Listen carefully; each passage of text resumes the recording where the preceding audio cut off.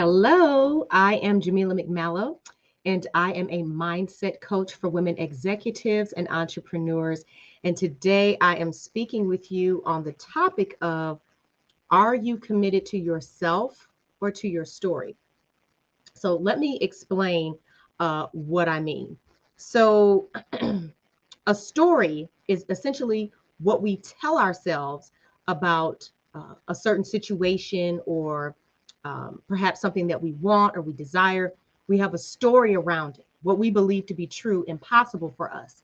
And so, for example, when I went through my divorce at 34, I had been married for 14 years, and here I was in my mid 30s, and I felt like, okay, there's no good men, or they're going to have some type of baggage or whatever.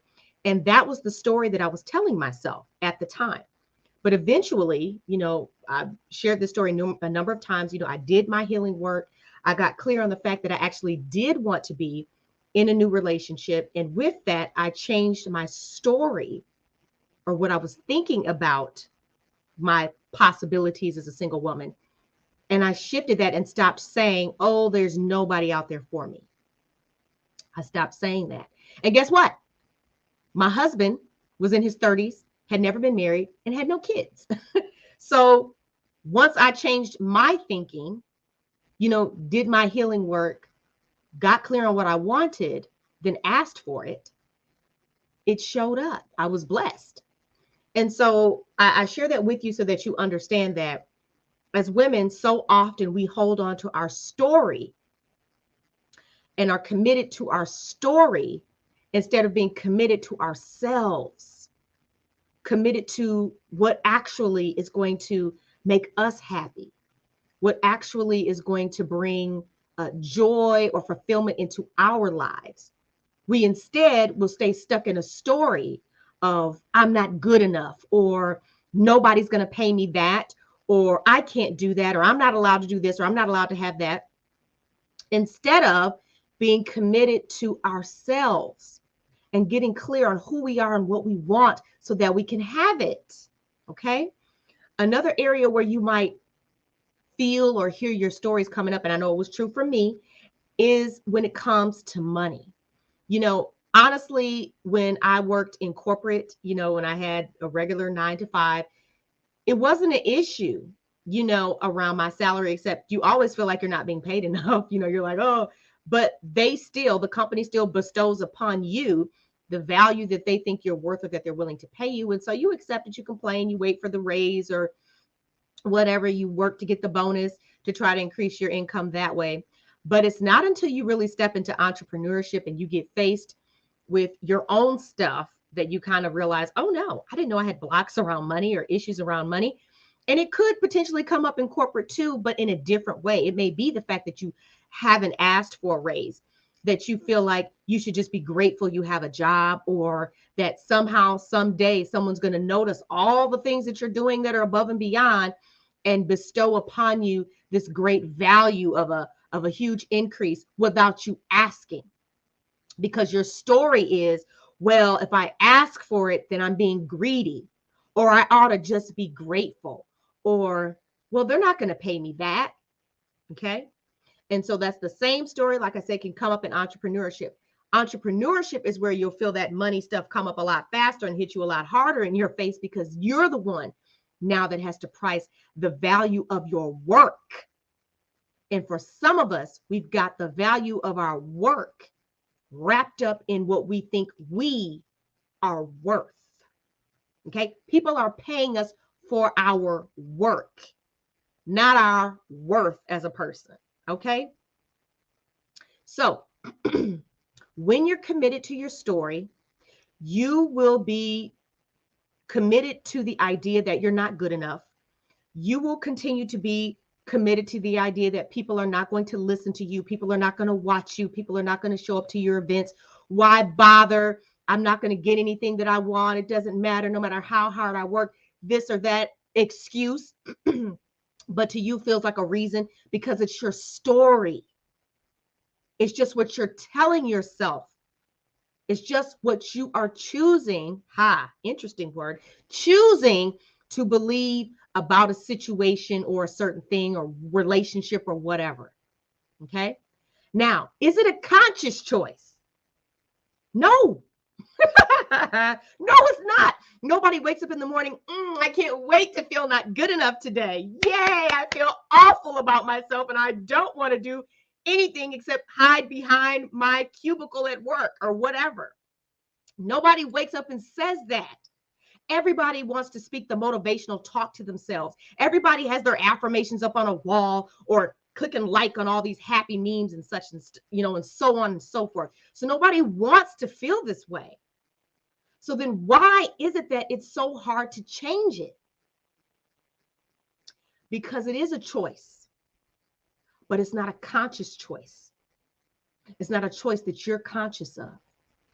It's taking place on the subconscious level of your mind because there was an incident that occurred. One initial incident that then was confirmed and validated by subsequent incidents or behaviors that led you to the conclusion as a little girl that you were not good enough. You were not lovable.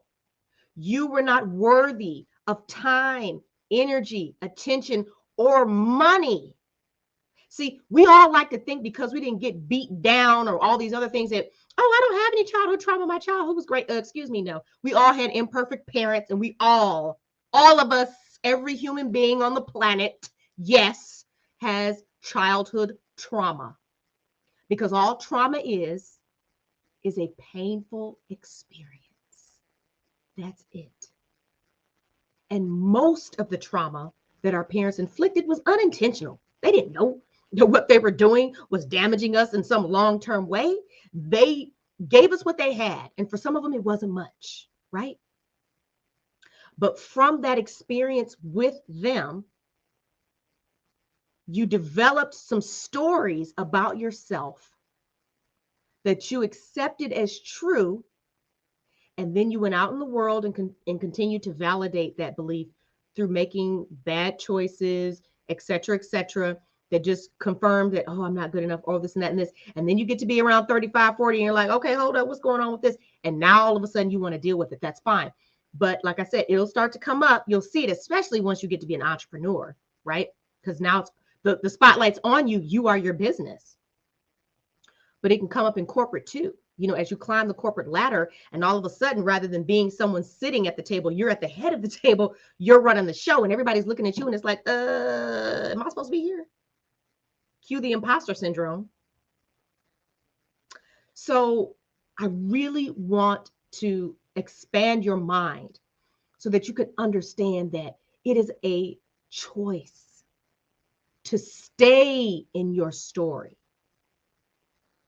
Yes, to choose it on a daily basis, and how you're showing up and doing things happens on an unconscious level. But consciously, now that you're aware of it, you can choose to change your story and do something different.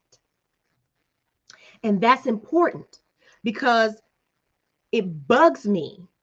It really bugs me that there are so many women who just feel like they have to learn how to manage certain feelings or cope with certain feelings, that they feel like there's actually no solution, resolution, or dissolution of these feelings. And I believe in the dissolution. I believe in healing. Okay. Last time I checked, when something is healed, it's healed. You're not still limping around about it. Do you understand what I'm saying? So the story that you're telling yourself, we're just going to speak into this one about not being good enough. The story that you're telling yourself about not being good enough is linked to something that happened when you were very young, something that hurt your feelings. And you developed a story around that. And then it happened again and again, and the story felt confirmed. And so you accepted it, that it's true. And in some worst case scenarios, perhaps your parents or caregivers even said things to you that were horrible. And children believe everything that you tell them. Okay, everything. So for you who are mothers out there, please speak into your children who it is that you want them to become, What is it that you want them to believe about themselves? Tell them. I tell my son every day, you are thoughtful. You are so wonderful. You are lovable. And I tell him you're lovable first because I want him to know that he's lovable regardless of anything else. Just period, just for who he is, just for the fact that he lives and breathes and exists, he's lovable. I tell my daughter, you're beautiful. You're so kind. You're so loving. And you really, show a lot of empathy when, we're upset and you're just rubbing your little hand on our backs and stuff. So I speak into them. I commend them for the good qualities they're already showing and then the ones that I want them to become. Think about what you would have liked someone to speak into you when you were little, where you would be today if you believed that to be true of yourself. Speak that into your children. They're wide open and accepting all of it. Okay. But when you were little, like I said, through how you were treated, through an actual incident, or even perhaps through some of the things that were said, you developed a story where the underlying belief is that I'm not good enough. And so I'm not good enough can look like you settling in relationships with men because you feel like, well, at least I have somebody. Or you being happy, that you just got a job, never asking for a raise. Well, at least I got hired, Never feeling confident, even as an entrepreneur, to raise your prices or to command what you feel that you're worth. Let me catch myself. What you feel your services are worth. Okay. Because you don't feel like you're good enough. Not going for the promotion because you feel like, well, who am I? Or getting the promotion and doing all the things, checking all the boxes, and then getting there and going, uh-oh, what have I done? Should I even be here? Do I deserve to be here? And then shrinking back. Okay. That story is just a story. It's not true. It's not real. It's just something that you told yourself over and over again and that your mind accepted as a truth for you. But just because you believe it doesn't make it true. In fact, I can tell you right now it's not true. You, in fact, are good enough. You, in fact, are lovable simply for the fact that you live, breathe, and exist. You are worthy of being treated well and loved and treated kindly and with compassion. You have a point of view. You have a skill set. You have a talent. You have a gift. You have a right to share that. And the people who desire to have it absolutely will pay you any amount of money to have it. If you would just show up and let them be in your energy and experience who you are. So that's the truth. But the choice of choosing your story, to continue in it, to remain in it, that's the issue. But because the story actually isn't true, like I just said, with absolute certainty, and I'm right, you can change it. You get to write a new story. And the process is very simple. It's not easy. I do it with my clients all the time. We go to the root of the problem, find that incident. We get to the root of the story, I should say. We allow those emotions to be released. We allow that to process. And then we reprogram that thinking. We get you thinking the way that you want to feel and think and believe about yourself.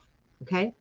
And at least as far as what I do, without altering your state of consciousness, using substances or, any other sort of things that you may be like, well, I don't know about that. So I would say I'm not mainstream, but I'm not, in the woo direction, if that's not something you're comfortable with. So I just like to be clear on that, not to say anything about that, but just because you're watching me and you're sometimes wondering, well, how is it that you're doing this? I have exercises that my clients write out, visualizations, and powerful conversations.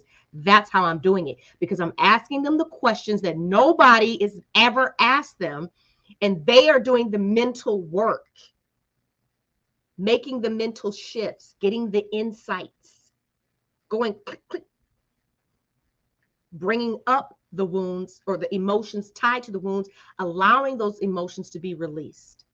And I'm simply guiding them through the process. So that's how it's done. So it is simple, but it's not easy, because we all get on our own way, with our own resistance, and we can't see our blind spots, and that's okay. We're not supposed to do certain things by ourselves. Everybody has a gift and a talent, so everybody's good at something that we're not. And so we are supposed to go to other people for the things that they're good at and that we're not. Okay? And this just happens to be what I'm good at. It's helping people get to the bottom of their childhood trauma, release it and heal it so that they can go on to believe that they're good enough. Give themselves permission to have what they desire. Step fully into their confidence and into this future and best version of themselves that has always been in existence. You just couldn't see her because she was up under all of the trauma, all of the stories, all of the patterns, all of the beliefs. And what I do is I help you clear away all that gunk so she can emerge and you can show up as you, who you really are, who you were supposed to be, however you want to put it. Okay? So I really want you to think about that. Are you committed to your story, or are you committed to yourself? That's the question. Am I going to keep telling myself this same lame old tired stuff? Or am I going to actually give myself permission to be happy, to have peace, and to experience and receive what I desire? Am I going to show up for me and not for my story that I didn't have any control over what was being written? But now you're an adult, so you can change this. You can rewrite that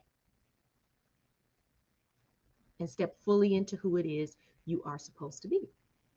The wonderful, magnificent, and amazing version of you that you already are, just without the stuff that's causing you to feel limited. And so that's what I do. That's how I help my clients.